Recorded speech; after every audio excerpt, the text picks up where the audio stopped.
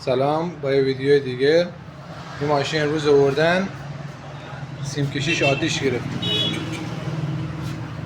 همونجور که میبینید سیم کشی زیر گرگیر آتیش گرفت.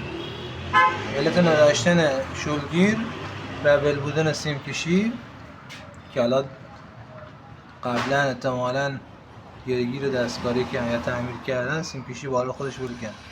سیم کشی اومده روی لاستیک برخورد کرده و به یه حالت در اومد. حالا ما تعمیرش میکنیم مثل روز اول.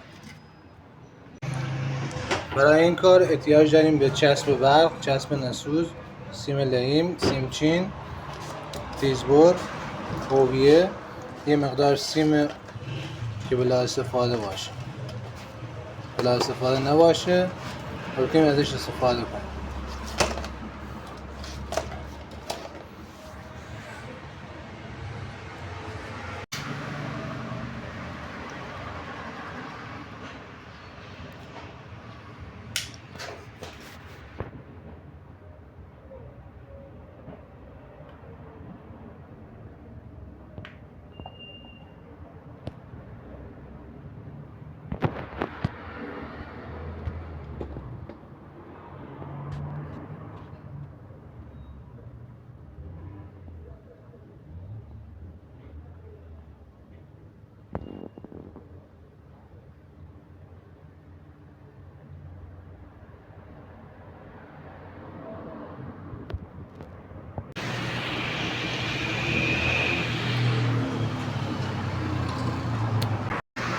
همونطور که میبینید مثل روز اول درست شد.